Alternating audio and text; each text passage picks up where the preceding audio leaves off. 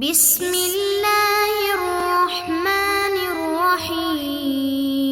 بسم اللہ الرحمن الرحیم۔ معزز طلبہ، آج سبق نمبر 128 ہے اور باب من یجوز دفع الصدقات الیہ ومن لا یجوز میں ہم بات کریں گے آج مصارف زکوٰۃ کے بیان میں۔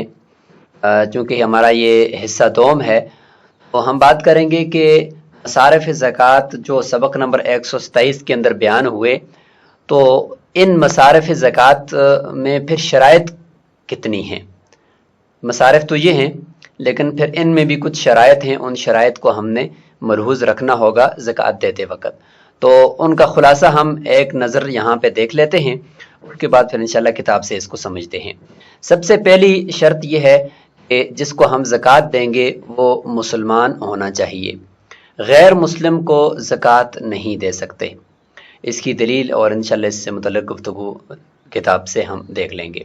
نمبر 2 یہ ہے کہ عدم قرابت رسول صلی اللہ علیہ وسلم، یعنی رسول اللہ صلی اللہ علیہ وسلم کا رشتہ دار، یعنی سید جس کو ہم کہتے ہیں، ہاشمی خاندان رسول اللہ صلی اللہ علیہ وسلم کا ہے، اور جس خاندان نے رسول اللہ صلی اللہ علیہ وسلم کی نبوت سے پہلے اور نبوت ملنے کے بعد حفاظت کی ہے، مدد کی ہے، تو وہ خاندان اس کا مستحق نہیں ہے زکوٰۃ کا۔ اور نمبر 3 عدم کون المصرفی ملکن، جس کو زکوٰۃ آپ دے رہے ہو مصرف کے طور پر، وہ آپ کی ملکیت نہیں ہونی چاہیے، یعنی آپ کا غلام نہیں ہونا چاہیے، چاہے پوری ملکیت آپ کی ہو یا مشترکہ غلام میں بعض حصے پر آپ کی ملکیت ہو، یہ نہیں ہونا چاہیے۔ اور چوتھی شرط یہ ہے عدم الزوجیت، جس کو زکوٰۃ دے رہے ہیں تو اس کے بیچ میں زوجیت نہ ہو، یعنی خامد بیوی کو، بیوی خامد کو زکوٰۃ نہیں دے سکتی۔ نمبر 5 عدم قرابت الولاد، اولاد نہیں ہونی چاہیے جس کو زکوٰۃ دے رہے ہیں، یا جس سے یہ خود پیدا ہوا ہے اپنے والدین، اس کو زکوٰۃ نہیں دے سکتا۔ اور نمبر 6 فقر، یہ ضروری ہے، یعنی فقر ہونا ضروری ہے، فقیر کو زکوٰۃ دی جائے گی۔ اور 3 وہ مستثنیٰ ہیں، عامل زکوٰۃ اور مکاتب اور مسافر، اس کا ذکر ہم نے گزشتہ سبق میں کر دیا تھا کہ ان میں فقر کی شرط نہیں ہے، باقی سب میں فقر کی شرط ضروری ہے۔ اور آخری شرط یہ ہے کہ ملیک، یہ سب سے بنیادی شرط ہے کہ مالک بنا کر آپ دیں گے جس کو بھی زکوٰۃ دیں گے۔ اگر مالک بنا کر نہیں دیں گے تو پھر آپ کی زکوٰۃ ادا نہیں ہوگی۔ لہذا یہاں سے شروع کرتے ہیں۔ وَلَا يَجُوزُ أَن يَدْفَعَ الزَّكَاةَ إِلَى ذِمِّيٍّ، ذمی غیر مسلم اقلیت جو دارالاسلام میں رہ رہا ہے اس کو زکوٰۃ دینا جائز نہیں ہے۔ لقول علیہ السلام لمعاذ، حضرت معاذ رضی اللہ عنہ کو یمن کا گورنر بنا کر بھیجتے ہوئے فرمایا خذھا، اس زکوٰۃ کو لے، من اغنیائہم، مسلمانوں کے مالدار لوگوں سے، وردھا فی فقرائہم، اور انہی کے فقراء کے اوپر اس کو خرچ کریں۔ اب یہ دیکھیں فقرائہم فرمایا، اگر صرف فقراء کہتے تو غیر مسلموں کو بھی، ذمیوں کو بھی دے سکتے تھے، لیکن فرمایا فقرائہم۔ صحیح ستہ کے اندر یہ روایت موجود ہے، امام بخاری رحمۃ اللہ علیہ نے حضرت عبداللہ بن عباس رضی اللہ عنہ سے اس کو روایت کیا ہے کہ ان نبی صلی اللہ علیہ وسلم بعث معاذا الى الیمن وفیہ، اور اس میں یہ بھی تھا کہ فاعلمهم ان اللہ افترض علیہم صدقۃ فی اموالہم تؤخذ من اغنیائہم وترد علی فقرائہم۔ قال شافعی رحمہ اللہ، امام شافعی رحمہ اللہ فرماتے ہیں لا یدفع، یعنی امام قدری رحمۃ اللہ علیہ نے متن میں یہ فرمایا تھا کہ وَيُدْفَعُ إِلَيْهِ مَا سِوَى ذَلِكَ مِنَ الصَّدَقَةِ، یعنی غیر مسلم کو زکوٰۃ کے علاوہ نفلی صدقات دے سکتے ہیں، نفلی صدقہ دینے میں کوئی حرج نہیں ہے، البتہ واجب صدقات نہیں دے سکتے۔ تو امام شافعی رحمۃ اللہ فرماتے لا یدفع، واجب صدقات کے علاوہ نفلی صدقہ بھی دینا کفار کو جائز نہیں ہے۔ اور یہی روایت امام ابو یوسف رحمہ اللہ سے بھی ہے زکوٰۃ کے اوپر قیاس کرتے ہوئے۔ احناف فرماتے ہیں رسول اللہ صلی اللہ علیہ وسلم کا فرمان ہے کہ تصدقوا علی اہل الادیان کلھا، صدقہ کیا کرو تمام ادیان والوں پر۔ تو ولولا حدیث معاذ، اگر یہ معاذ رضی اللہ عنہ کی حدیث نہ ہوتی، فرماتے ہیں کہ لقلنا بالجواز فی الزکوٰۃ، تو ہم زکوٰۃ کے دینے کا بھی جواز جو ہے وہ اس کا فتویٰ دے دیتے، لیکن چونکہ معاذ رضی اللہ عنہ کی روایت ہے کہ خذ بہا من اغنیائہم وردھا فی فقرائہم، اس سے پتہ چلا کہ زکوٰۃ جو ہے وہ انہی کے فقراء یعنی مسلمانوں کے فقراء کو دی جائے گی، لہذا باقی صدقات اس روایت سے دینا جائز ہے۔ حضرت सईद बिन जुबैर रदी अल्लाह ताला अन्हु से रिवायत है, इब्न अबी शैबा में है कि रसूलुल्लाह सल्लल्लाहु अलैहि वसल्लम ने फरमाया ला तसद्दक़ू इल्ला अला अहली दीनिकुम फअंज़लल्लाहु ताला लैसा अलैका हुदाहुम इला क़ौलिही वमा तफ़अलू मिन खैरिन। फरमाया रसूलुल्लाह सल्लल्लाहु अलैहि वसल्लम ने कि तसद्दक़ू अला अहलिल अदियान, तो ये था कि अपने दीन वालों को दें, लेकिन अल्लाह ताला की तरफ से जब ये आयत नाज़िल हुई तो फरमाया कि फिर तमाम अदियान के ऊपर तुम ज़कात के अलावा नफली सदक़ात दिया करो। अला युबना बिहा मस्जिदुन, ज़कात के माल से मस्जिद नहीं बनाई जा सकती। वला युकफ़नु बिहा मय्यितुन, और मैयत का कफन इससे नहीं खरीदा जा सकता। लिअनअदाम तमलीक, मिल्कियत के मुनादम होने की वजह से। वह हुआ रुकन, और तमलीक तो बुनियादी रुकन है ज़कात का, लिहाजा मस्जिद में अगर लगाएंगे तो किस मिल्कियत में गया, किसी मुस्तहिक की मिल्कियत में तो नहीं गया ना। और मैयत बदरिक औला वो तो मालिक बनने का अहल ही नहीं है, तो लिहाजा उसकी मिल्कियत भी साबित नहीं हुई, तो लिहाजा इस तरीके से करना भी दुरुस्त नहीं है। तो मस्जिद की तामीर में नहीं लगा सकते, लेकिन अगर बहुत ही शदीद मजबूरी हो तो फुक़हा ने 3 किस्म का हीला जिक्र फरमाया है कि उसके ज़रिए से आप अगर वो हीला करके मस्जिद के अंदर अगर आप लगाएं तो लगा सकते हैं। 3 हीलों में से हम तीनों को देख लेते हैं। एक तो ये है कि किसी फ़कीर को पहले ज़कात दे दें अलग बनाकर, फिर उसको मस्जिद में खर्च करने की तरगीब दें, तो वो खुद खर्च करे, इस तरीके से ये मस्जिद में लगा सकते हैं। नंबर 2, फ़कीर से कहा जाए कि वो कर्ज लेकर मस्जिद में लगाए और मस्जिद की तामीर में वो हिस्सा ले, ज़कात से उसका कर्ज अदा कर दिया जाए, तो ये भी ठीक हो जाएगा। नंबर 3, तलबा की फ़ीस मुकर्रर की जाए कि हर तालिब इल्म से हम महीने की इतनी फ़ीस लेंगे, फ़ीस की बकदर रकम हर माह में उनको ज़कात की मद से दे दें और फिर उनसे फ़ीस की मद में वसूल कर दें। तो ये है कि हीला होकर आपके पास रकम वापस आ गई है, फ़ीस की मद में हो गई है, अब ज़कात की रकम नहीं है। अब इसको आप मस्जिद में भी लगा सकते हैं और इसी तरीके से तनख्वाहों में भी लगा सकते हैं और किसी और मदाद के अंदर भी लगा सकते हैं। इसी तरीके से कॉलेज वगैरह या कोई स्कूल बन रहा है तो उसकी बिल्डिंग के लिए ज़कात भी नहीं दे सकते। वजह यह है कि ज़कात के लिए तमलीक ज़रूरी है, तो यहाँ पर तो बिल्डिंग में खर्च करने से तमलीक नहीं होगी। और अब अगर ये आप सवाल करें कि भाई हीला तमलीक किया जा सकता है पिछले 3 में से कोई एक, तो फरमाते हैं कि वो हीला तमलीक वहाँ पे जहाँ पे शरन कोई मजबूरी हो, कोई दीनी ज़रूरत हो, तो यहाँ पर तो कोई शरई मजबूरी या कोई दीनी ज़रूरत तो नहीं है, बल्कि एक स्कूल की बिल्डिंग बन रही है, तो लिहाजा इसके लिए हीला तमलीक करना भी जायज़ नहीं है। ज़कात की रकम से कब्रिस्तान के लिए मोटर पंप वगैरह खरीदना, तो बसा औक़ात कब्रिस्तान में पानी की ज़रूरत के पेश नज़र मोटर पंप की ज़रूरत होती है। अगर ये मोटर पंप ज़कात से ख़रीदा जाए तो ये दुरुस्त नहीं है। इसी तरीके से अगर देखा जाए तो शादी के लिए बक़द्र निसाब रुपया जमा है और उसके बाद ज़कात वसूल कर रहा है, तो क्या ऐसा करना दुरुस्त है या नहीं। तो सबसे पहले हम ज़कात की रकम से कब्रिस्तान की मोटर पंप की बात अगर करें तो चूँकि कब्रिस्तान के लिए चीज़ खरीदी जा रही है तो उसमें मिल्कियत नहीं है, क्योंकि किसी को मालिक बनाना इसमें नहीं पाया जाता, तो इसलिए ज़कात इसमें खर्च करना दुरुस्त नहीं। अगर किसी फ़कीर को कोई चीज़ लेकर दे रहे हैं ये दुरुस्त है। लिहाजा रफ़ाई कामों में जो ज़कात की रकम नहीं लगती उसकी बुनियादी वजह यही है कि उसमें मिल्कियत नहीं पाई जाती। और शादी के लिए बक़द्र निसाब अगर रकम जमा थी उसके बाद भी वो ज़कात वसूल करता है तो ऐसा करना भी दुरुस्त नहीं है, क्योंकि निसाब की बक़द्र इनके पास माल तो मिल्कियत में मौजूद है, इसलिए ये भी दुरुस्त नहीं है। ला युक़ज़ा बिहा दैन मय्यतिन, मय्यत का कर्जा भी इससे अदा नहीं किया जाएगा क्योंकि इसमें भी तमलीक नहीं पाई जा रही, तो लिहाजा इस तरह करना भी दुरुस्त नहीं है। इसी तरीके से अच्छा दलील उसकी देने के लिए अन्ना क़ज़ा दैन गैर ला यक़्तज़ी तमलीक मिन्हु, गैर की तरफ से कर्जा अदा करना ये उसको मालिक बनाने का तकाजा तो नहीं करता, क्योंकि वो किसी और के हाथ में कर्जा जा रहा है, ज़कात जा रही है, बरारास उस गरीब को तो नहीं जा रही कि उसके हाथ में जाती। तो यहाँ पर मैयत के हाथ में या मैयत इसका अहल ही नहीं है, तो लिहाजा यहाँ पर भी ऐसा करना दुरुस्त नहीं है। ला सय्यिमा मिनल मैयत, और जाए कि मैयत कर्जा अदा करें, जिंदा आदमी का कर्जा अगर आप کسی اور کو یعنی قرض خواہ کو ہی ڈائریکٹ دے دیں تو وہ اس طریقے سے ادا نہیں ہوتا جب تک کہ اس آدمی کے ہاتھ میں نہ دے دیں. تو میت تو اگر اس کو دے بھی دیں تو وہ تو اس کا حال ہی نہیں ہے. وَلَا تُشْتَرَى بِهَا رَقَبَةٌ تُعْتَقُ، کوئی ایسا غلام اس سے نہیں خریدا جائے گا کہ جس کو خرید کر آزاد کیا جائے. غلام خرید کر آزاد کرنا، تو غلام خریدیں گے تو زکوٰۃ کا پیسہ غلام کے پاس نہیں جائے گا بلکہ وہ تو مالک کو جائے گا، اور مالک تو مستحق نہیں ہے. خلافا لمالک حیث ذہب الیہ، سوائے امام مالک رحمہ اللہ کے، وہ اس طرف گئے ہیں اللہ تعالیٰ کے اس قول میں وہ فر رقاب کے اندر کہ اس میں یہ بھی صورت ممکن ہے کہ غلام خرید کر آزاد کر دو.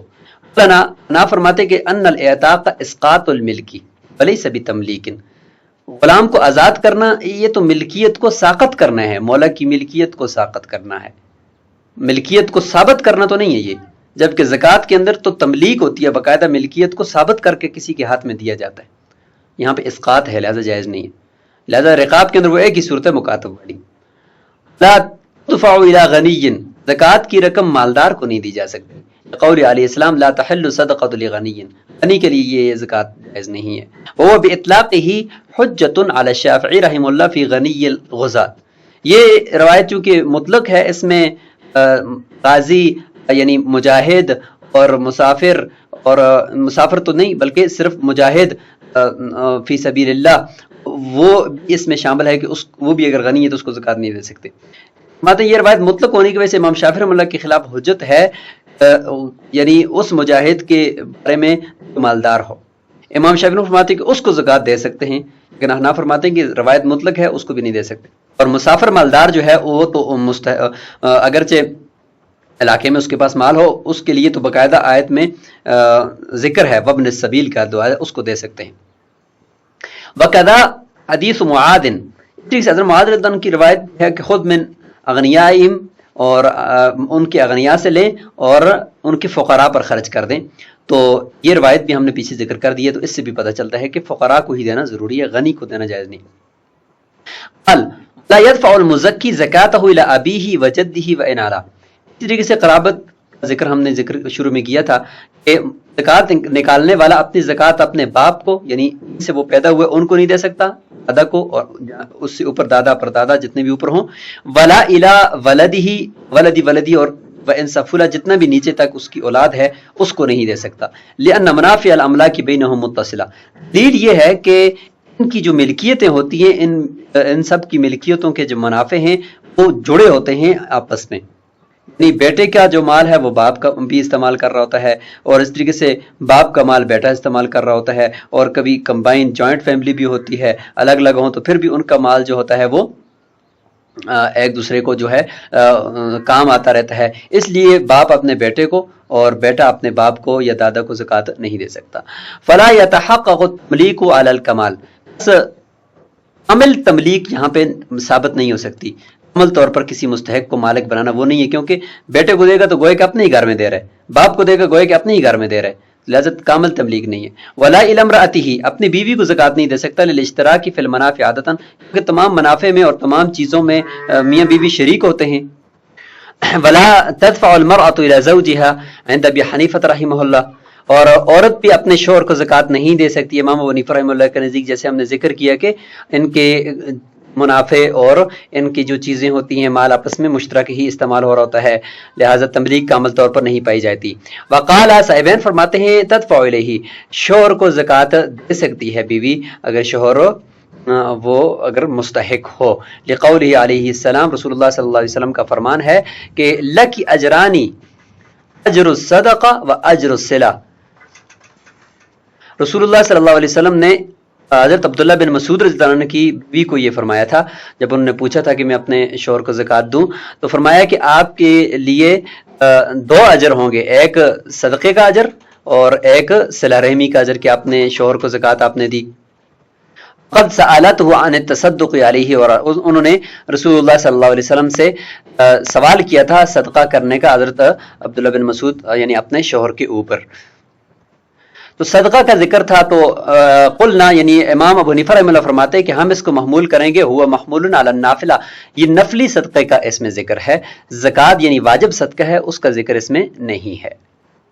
یہ روایت امام ابو داؤد رحمہ اللہ کے علاوہ باقی سب نے اس کو روایت کیا ہے. امام بخاری رحمہ اللہ نے روایت کیا ہے اپنی صحیح میں کہ زینب امرت عبداللہ قالت كنت في المسجد فرأيت النبي صلی اللہ علیہ وسلم فقال صدقنا ولو من حلیکن، کہ رسول اللہ صلی اللہ علیہ وسلم ترغیب دے رہے تھے عورتوں کو. تو وکانت زینب تنفق على عبد الله ایتاما فی حجرها فقالت لعبد الله سل رسول اللہ صلی اللہ علیہ وسلم ایجزی عنی ان انفق علیک وعلی ایتامها فی حجری فی الصدقہ.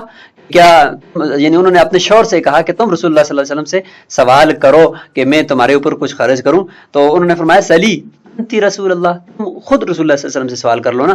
تو فانطلقت الى النبی فوجدت امرأة من الانصار على الباب حاجتها مثل حاجتی. دیکھے کہ ایک اور عورت کا بھی یہی سوال تھا. فمر علینا بلال، ہمارے اوپر بلال گزرے.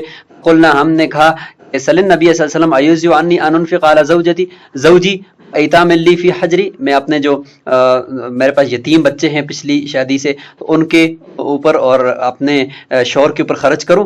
قلنا، ہم نے کہا کہ لا تخبر بنا. فدخل سأله فقال من هما؟ قال زینب. قال ای الزینب؟ قال امرأة عبد الله. قال نعم ولها اجران واجر القرابة واجر الصدقہ. تو یہ پوری تفصیلی روایت یہاں پر موجود ہے. تبھی قول امام ابو حنیفہ رحمہ اللہ کا ہی ہے کہ بیوی بھی اپنے شوہر کو زکوٰۃ نہیں دے سکتی. قال ولا يدفع الى مدبره ومكاتبه وام ولده، اپنے مدبر، اپنے مکاتب اور اپنے ام ولد کو زکوٰۃ نہیں دے سکتا کہ ان کے اندر ملکیت تو بہرحال کچھ نہ کچھ ہوتی ہے، لہٰذا اگر آپ اس کو دیں گے تو تملیک نہیں پائی جائے گی، لفقدان التملیک. اذ کسب المملوک لسیدہ، غلام کے جتنی بھی کمائی ہوتی ہے وہ مالک کی ہوتی ہے. لہو حق فی کسب مکاتبی، اور مکاتب کے حق میں بھی مزدوری میں بھی مولا کا حق ہوتا ہے. فلم یتم التملیک، لہذا تملیک یہاں پہ تام نہیں ہوگی ان کو دینے سے. ولا الی عبد، اور نہ ہی ایسے غلام کو زکوٰۃ دینا درست ہے قد اعتق بعضہ، اس کا بعض حصہ آزاد ہو چکا ہو. ایسے غلام کو عند ابی حنیفہ رحمہ اللہ لانہ بمنزلۃ المکاتب عنده، کیونکہ یہ بمنزلہ مکاتب کے ہو جائے گا. یعنی دو آدمیوں کے درمیان ایک غلام تھا، اس میں سے ایک نے اپنا حصہ آزاد کر دیا اور وہ آزاد کرنے والا شخص غریب ہے، کچھ دے نہیں سکتا. اب آگے امام ابو حنیفہ رحمہ اللہ اور صاحبین کے اختلاف ہے. وہ فرماتے ہیں کہ عتق کے اندر تجزی اور ٹکڑے ٹکڑے ہوتے ہیں امام ابو حنیفہ رحمہ اللہ کے نزدیک. تو وہ فرماتے ہیں کہ لہٰذا یہ آدھا آزاد ہوئے اور آدھا ابھی تک نہیں ہوا. اور صاحبین کے نزدیک عتق کے اندر تجزی نہیں ہوتی، جب آدھا آزاد ہو گیا تو سارا آزاد ہو گیا. لہٰذا امام ابو حنیفہ رحمہ اللہ فرمائیں گے کہ ابھی آدھا یہ غلام باقی ہے، اور دوسرا جو شریک ہے جس کا ایسا ابھی تک باقی ہے وہ اس کے لیے گویا کہ یہ اب اگر وہ یہ چاہتا ہے کہ میری یہ غلام میری صحیح کرے اور مجھے صحیح کر کے لا کر پیسے دے تو تب میں اپنا حصہ اس کو آزاد کروں گا، تو یہ گویا کہ مکاتب بن گیا اس کے حصے میں. تو لہٰذا اپنے مکاتب کو دینا زکوٰۃ درست تو نہیں ہے. صاحبین فرماتے ہیں یدفع الیہ، اس کو زکوٰۃ دے سکتا ہے، لأنہ حر، کیونکہ وہ آزاد ہو چکا ہے. آزاد تو سارا آزاد، مدیون ہے اس کا، اب اس کے حصے کا قرضہ اس کو دینا ہے. لہٰذا اگر یہ اپنے مدیون کو زکوٰۃ دیتا ہے اور وہ مدیون بھی آزاد ہو چکا ہے تو درست ہے. اس میں بھی راجح قول وہ امام ابو حنیفہ رحمہ اللہ کا ہے کہ اس طرح کے غلام کو بھی زکوٰۃ دینا درست نہیں ہے. ولا يدفع الى مملوک غنی، مالدار شخص ہے اس کے غلام کو زکوٰۃ دینا بھی درست نہیں ہے. لأن الملک واقع لمولاه، کیونکہ ملکیت جو بھی غلام کے ہاتھ میں مال ہے اس کے اوپر مولا کی ہے، لہذا یہ گوئے کہ ڈائریکٹ مولا کے پاس مال جا رہا ہے. ولا الی ولد غنی، مالدار شخص کے بچے کو زکوٰۃ نہیں دے سکتے، نابالغ بچے کو، اذا کان صغیرا، لانه يعد غنیا بیسار ابیہ، اب کی مالدار ہونے کی وجہ سے اس کو بھی مالدار شمار کیا جاتا ہے. بخلاف ما اذا کان کبیرا فقیرا، بخلاف اس کے کہ بچہ بالغ ہے، بڑا ہے اور وہ مالدار نہیں ہے تو اس بچے کو زکوٰۃ دے سکتے ہیں. لأنه لا يعد غنيا بيسار ابيه، کہ باپ کے مالدار ہونے سے بالغ بچے کو مالدار عام طور پر شمار نہیں کیا جا سکتا. وإن كانت نفقته عليه، اگرچہ باپ کے اوپر ہی اس کا خرچہ ہو لیکن اس کو مالدار شمار نہیں کیا جا سکتا. وبخلاف امرأة الغنی، بخلاف مالدار شخص کی بیوی کے اس کو بھی زکوٰۃ دے سکتے ہیں. لأنها ان كانت فقیرة، اگر وہ فقیرہ ہے یعنی مستحق زکوٰۃ ہے. لا تعد غنیۃ بیسار زوجها، شوہر کے مالدار ہونے سے اس بیوی کو مالدار عام طور پر شمار نہیں کیا جا سکتا. وبقدر النفقۃ لا تصير موسرہ، صرف جو شوہر اس کو خرچہ دیتا ہے اور اچھے سوٹ پہناتا ہے اور اچھے طریقے سے اس کو رکھا ہوا ہے تو اس سے ہم یہ نہیں کہیں گے کہ یہ مالدار ہوگی، بلکہ ہم یہ کہتے ہیں کہ شوہر مالدار ہے. ٹھیک ہے. ولا تدفع الی بنی ہاشم، بنی ہاشم یعنی ہاشم کی اولاد میں متعین کچھ یعنی حضرت علی رضی اللہ تعالیٰ عنہ، حضرت عباس رضی اللہ تعالیٰ عنہ، حضرت عقیل رضی اللہ تعالیٰ عنہ، ان کی اولاد اور ان کو زکوٰۃ دینا درست نہیں ہے۔ رسول اللہ صلی اللہ علیہ وسلم نے فرمایا چونکہ رسول اللہ صلی اللہ علیہ وسلم کا یہ خاندان ہے اور یہ ہاشم کی اولاد میں تو ابو لہب بھی آتا ہے، اس کی اولاد میں زکوٰۃ دے سکتے ہیں لیکن ان کو نہیں دے سکتے، یہ جو عباس، عقیل اور حضرت علی رضی اللہ عنہ کی اولاد میں سے جو ہوں گے۔ وجہ یہ ہے کہ انہوں نے رسول اللہ صلی اللہ علیہ وسلم کی اس خاندان نے معاونت کی ہے، مدد کی ہے، تو اس اکرام کی وجہ سے لوگوں کے اموال کی میل کو چیل ان کو ہم نہیں کھلا سکتے۔ رسول اللہ صلی اللہ علیہ وسلم نے فرمایا یا بنی ہاشم ان اللہ تعالی حرم علیکم غسالۃ الناس واوساخہم، اللہ تعالیٰ نے تمہارے اوپر حرام کر دیا ہے لوگوں کی میل کچیل اور ان کے مالوں کی میل، اور وعوضکم منہا، اس کے عوض میں اللہ تعالیٰ نے تمہارے لیے حلال کرا دیا بخمس الخمس، خمس تمہارے لیے، یعنی اگر غنیمت کا جو خمس ملتا ہے نا اس 5 حصوں میں سے، اس میں سے ایک 5واں حصہ جو ہوتا ہے اس خمس کا پھر آگے خمس جو ہوتا ہے اس میں وَاعْلَمُوا أَنَّمَا غَنِمْتُم مِّن شَيْءٍ فَأَنَّ لِلَّهِ خُمُسَهُ وَلِلرَّسُولِ وَلِذِي الْقُرْبَى وَالْيَتَامَى وَالْمَسَاكِينِ، اس میں جو ہے یہ رسول اللہ صلی اللہ علیہ وسلم کی ان رشتہ داروں کو ملے گا حصہ، اور باقی جو اس کا حصہ ہوگا وہ یتیموں کا، غریبوں کا ہوگا، اور 4 حصے پھر اس غنیمت کے وہ مجاہدین میں تقسیم ہوتے ہیں، تو یہ ان کو ملے گا لیکن زکوٰۃ نہیں ملے گی۔ بخلاف تطوع، خلاف نفلی صدقے کے، کہ نفلی صدقہ آپ جو ہے وہ ان سید قوم کو دے سکتے ہیں لیکن زکوٰۃ نہیں دے سکتے۔ لأن المال ہاہنا کالماء، کیونکہ زکوٰۃ کے اندر جو مال ہے نا، زکوٰۃ کا مال وہ ایسا ہے جیسے کہ ایک پانی یتدنس، وہ ناپاک ہو جاتا ہے، مستعمل ہو جاتا ہے بے اسقاط الفرض، فرض کو ساقط کرنے کی وجہ سے۔ جس پانی سے آپ وضو کریں گے، غسل جنابت کریں گے تو وہ پانی ناپاک ہو گیا نا، تو یہ زکوٰۃ کا مال ایسا ہی ہے کہ یہ جب دیتے ہیں تو یہ خود اس طرح کا مال ہوتا ہے، یہ میل کو چیل ہوتی ہے، اور پیچھے یہ زکوٰۃ نکالنے کے بعد جو بقیہ بچ جانے والا مال ہے اس کو یہ پاک کر دیتا ہے۔ اما تطوع، جہاں تک نفلی صدقے کی بات ہے، وہ بمنزلۃ البرد بالماء، وہ پانی سے ٹھنڈک حاصل کرنے کے لیے غسل کرنا یا اس کے ذریعے سے اپنے منہ پر اس کو مارنا، تو اس سے وہ پانی ناپاک نہیں ہوتا کیونکہ ٹھنڈک حاصل کی ہے۔ تو یہ پانی گوئے کہ نفلی صدقہ اسی طرح کا ہے کہ یہ آپ نکال کر اگر ان کو دیتے ہیں تو یہ غسالۃ الناس نہیں ہے۔ ہم آل علی، مصداق کون ہے جی؟ بنو ہاشم کا، کہتے ہیں کہ حضرت علی رضی اللہ عنہ کی اولاد، آل عباس، حضرت عباس سمیت ان کی اولاد، آل جعفر، حضرت جعفر کی اولاد، آل عقیل، اور حضرت عقیل کی اولاد، آل الحارث بن عبد المطلب، حضرت حارث بن عبد المطلب کی اولاد، و موالیہم، اور ان کے جو آزاد کردہ غلام ہوں گے، ان کے غلام بھی اس میں شمار ہوں گے۔ ہؤلائی، ہاں تک یہ مراد ہیں یعنی ان بچوں کی اولاد، فرماتے فَلْيَنَّهُمْ يُنْسَبُونَ إِلَىٰ ہاشم بن عبد مناف، یا ہاشم بن عبد مناف جو رسول اللہ صلی اللہ علیہ وسلم کے آباء و اجداد میں آتے ہیں، محمد بن عبداللہ بن عبد المطلب بن ہاشم بن عبد مناف، تو ان کی طرف ہے اور انہوں نے رسول اللہ صلی اللہ علیہ وسلم کی مدد کی ہے، تو اس اعزاز میں ان کو زکوٰۃ جو ہے وہ نہیں دی جا سکتی۔ وَنِسْبَةُ الْقَبِيلَةِ إِلَيْهِ، اور بنو ہاشم کا جو قبیلہ ہے اس کی نسبت ادھر ہی ہاشم بن عبد مناف کی طرف ہوتی ہے، اور اس وجہ سے ان کو زکوٰۃ نہیں دی جا سکتی۔ اما موالیہم، ان کی جو موالی ہیں یعنی ان کے جو غلام ہیں، ان کو زکوٰۃ کیوں نہیں دی جا سکتی؟ فرماتے ہیں فَلِمَا رُوِيَ أَنَّ مَوْلًا لِرَسُولِ اللَّهِ صلی اللہ علیہ وسلم، ایک روایت ہے کہ رسول اللہ صلی اللہ علیہ وسلم کا ایک آزاد کردہ غلام تھا، سألہ، اس نے رسول اللہ صلی اللہ علیہ وسلم سے سوال کیا کہ أَتَحِلُّ لِي الصَّدَقَةَ، میرے لیے زکوٰۃ لینا درست ہے؟ فقال لا أنت مولانا، نہیں آپ کے لیے زکوٰۃ لینا درست نہیں، آپ تو ہمارے غلام ہو، آزاد کردہ غلام ہو، لہذا آپ کے لیے اس طرح کا زکوٰۃ لینا درست تو نہیں ہے۔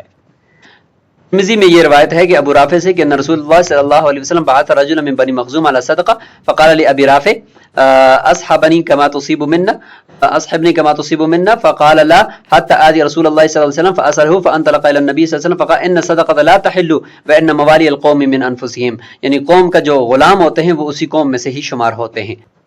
بخلاف ما اذا اعتق القرشی عبدا نصرانیا، اب اشکال ہوگا کہ آپ کہتے ہو کہ بھئی مولا جو ہوتا ہے وہ قوم ہی میں سے ہوتا ہے، لہذا ہاشمی خاندان کا اگر کوئی غلام ہے آزاد کردہ تو وہ بھی زکوٰۃ نہیں لے سکتا، تو یہاں پر اگر قریشی، وہ بھی تو رسول اللہ صلی اللہ علیہ وسلم کا خاندان ہے، وہ اگر کسی غلام غیر مسلم کو آزاد کر دیتا ہے اس غلام سے آپ جزیہ پھر نہ لو، کیونکہ مولا جب قوم ہی میں سے ہوتا ہے تو پھر اس سے جزیہ کیوں لیتے ہو؟ تو اس کا جواب دیا جا رہا ہے. فرماتے بخلاف ما اذا آتق القرشی ہو عبد نصرانی، اگر نصرانی غلام کو قریشی خاندان کا کوئی شخص آزاد کرے گا، حیث تؤخذ من الجزیہ، اس سے جزیہ لیا جائے گا. اور ویعتبر حال الموتق، اور موتق یعتبر حال الموتق، موتق کی اپنی حالت کا اعتبار کیا جائے گا کہ وہ کیسا ہے. لہٰذا اگر وہ غیر مسلم ہے تو اس سے جزیہ لیا جائے گا، اس کی اپنی حالت کو دیکھا جائے گا مستقل طور پر، یہ نہیں دیکھا جائے گا کہ یہ کس کا آزاد کردہ ہے. وجہ لأنہ القیاس، کہ یہ قیاس کا تقاضا ہے کہ جب ایک دفعہ ایک شخص آزاد ہو گیا تو اب اس کی اپنی حالت کو دیکھو، اب کسی اور کی طرف اس کے ساتھ کمپیئر نہ کرو. لہٰذا ہاں قیاس کا تقاضا تو یہی ہے. اچھا اب اوپر مولا کو کیوں لاحق کیا، رسول اللہ صلی اللہ علیہ وسلم کی روایت کا کیا کریں گے؟ اس میں کہا کہ مولا القوم منہم، ایک قوم کا مولا انہی میں سے شمار ہوتا ہے اور اس کو زکوٰۃ نہیں دے سکتے. تو فرماتے ہیں کہ والالحاق بالمولا بالنص، وہاں پر چونکہ نص آ گئی ہے، رسول اللہ صلی اللہ علیہ وسلم کی روایت آ گئی ہے، اس وجہ سے ہم نے اس آزاد کردہ غلام کو بالمولا، یہاں مولا سے مراد آزاد کرنے والا، اس کا مالک، اس کے ساتھ ہم نے لاحق کیا ہے نص کی وجہ سے. وقد خص الصدقہ، اور نص نے جو ہے صرف صدقے کو خاص کیا ہے، نص کے اندر صرف صدقہ ہے. لہذا خلاف قیاس ہم نے آزاد کردہ غلام کو اس کے مولا کے ساتھ لاحق کیا ہے صرف صدقے کے اندر، یعنی زکوٰۃ کے اندر. لہذا زکوٰۃ کے خلاف قیاس ہے، اب اپنے مورد پر ہی بند رہے گا، زکوٰۃ کے اندر ہی یہ بند رہے گا. زکوٰۃ کے علاوہ جو باقی جزیہ وغیرہ ہے، باقی جو چیزیں ہوں گی وہ پھر ہم اس سے وصول کریں گے، کیونکہ وہ قیاس کے مطابق ہے. اس لیے ہم نے قیاس کے مطابق ہم نے اس کی اپنی اصل کو دیکھا، اس سے جزیہ وصول کیا. جہاں تک زکوٰۃ کی بات ہوگی تو وہ ہم نے اس میں پھر اس کو اس کے اپنے مالک کے ساتھ لاحق کر کے ہم اس سے وصول نہیں کریں گے اگر وہ ہاشمی خاندان کا یا قریشی خاندان کا آزاد کردہ غلام ہوگا. تو یہاں تک اس بات کو ہم نے مکمل کر دیا ہے. انشاءاللہ اگلے سبق کے اندر ہم مزید مصارف زکوٰۃ کے مسائل کو لے کر حاضر ہوں گے. السلام علیکم ورحمۃ اللہ.